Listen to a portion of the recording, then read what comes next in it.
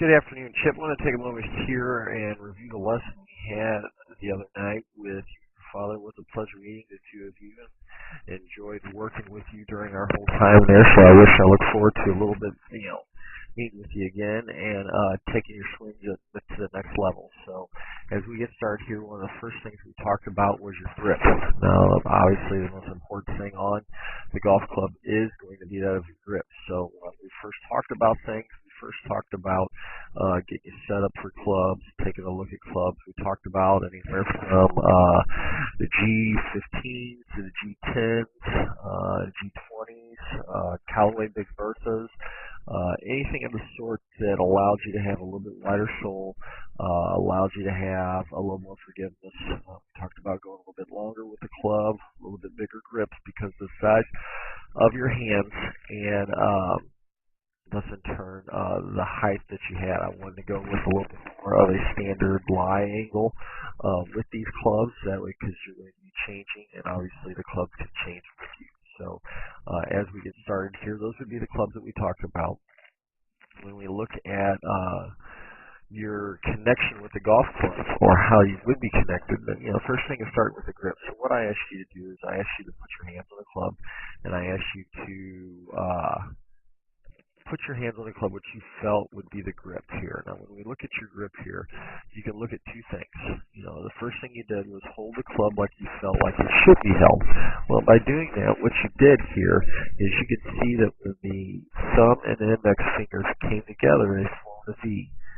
Now, when we look at both hands here, you can see that the V's go to two different directions here. Now, ideally, what we want to see is that the grips, that these V's go to in the same direction or in roughly the same position. So you can see that your left hand is in what they call a weak position, but to you it felt a natural position, just putting the hands on the club.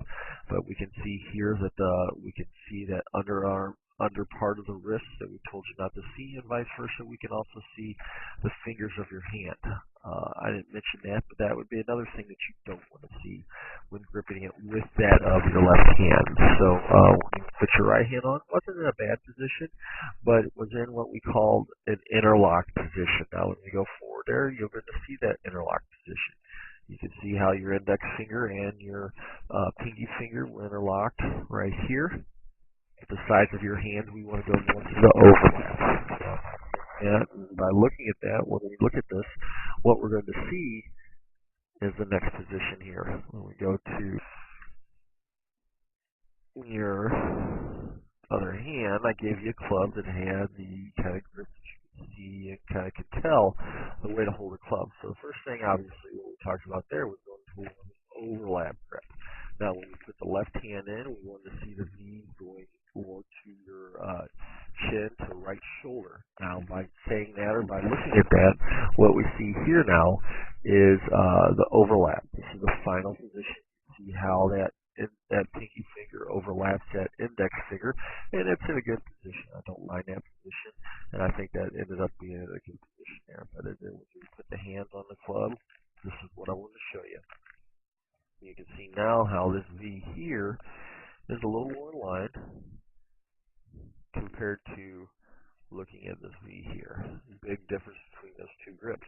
When you say, this hand here, V's going here, you can see the V's are somewhat close. What we don't see is we don't see the back part of your wrist right here as compared to what we see right here. Big difference between those two.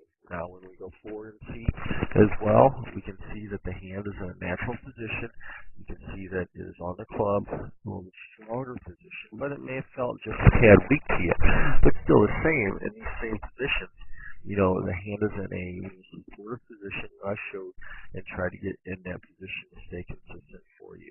So, moving on from there, what we talked about next was that of your stance. And I asked you to go ahead and get in the position you felt would be a proper stance position for you. And for the most part, you almost got right in there just like I thought you should.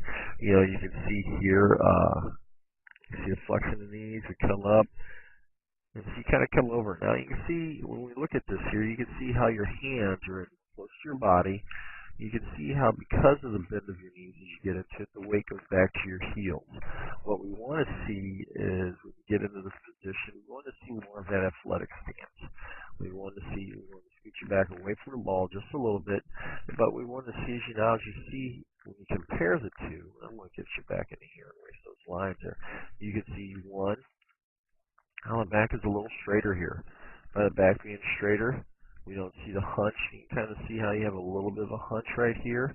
You can see, the head's kind of okay, but what we did was that we had the head straight up here, more athletic, standard position, hands out away from your body. But what they do is they do hang out a little bit over your toe line, out past your toes. Here you can kind of see how they're hanging right down at your toes. But we want to see them out just a little bit past your toes. A little bit more of that steady position or that athletic position, like we said. So set the club down here. Great position. I thought you worked right in that position. Another thing we talked about, let me see if I've got it here, my next one here, is right here.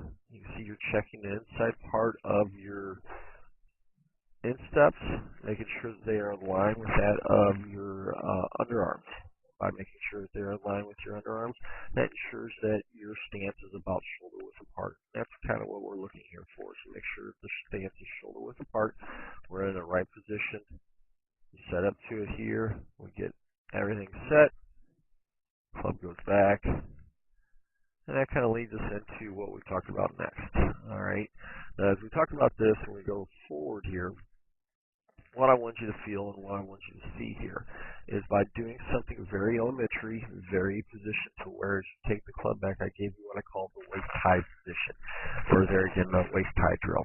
Now what we want to do is we want to push back with your left hand, hit the ball going back like we see there, and just let the club naturally rotate up to where we see the toe of the club pointing up to the sky.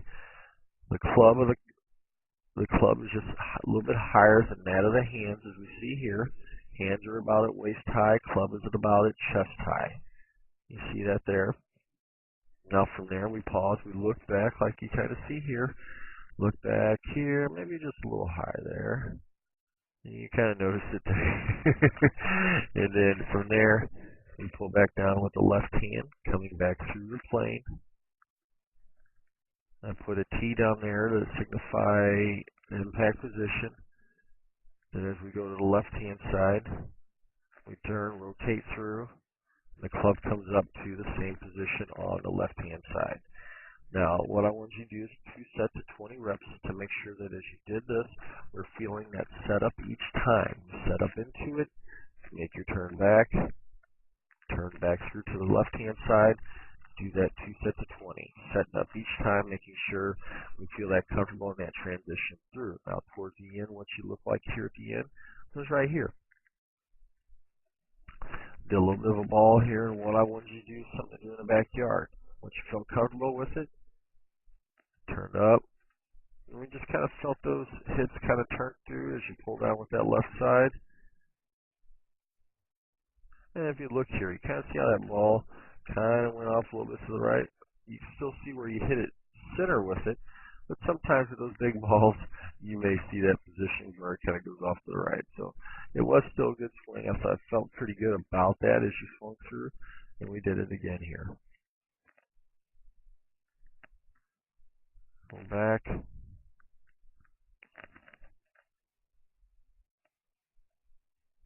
There we go. That's what we want to see, back and forth. So, again, Chip, it was a pleasure meeting with you, talking with you. We talked about the stance, we talked about the grip, we talked about just about building from the base up.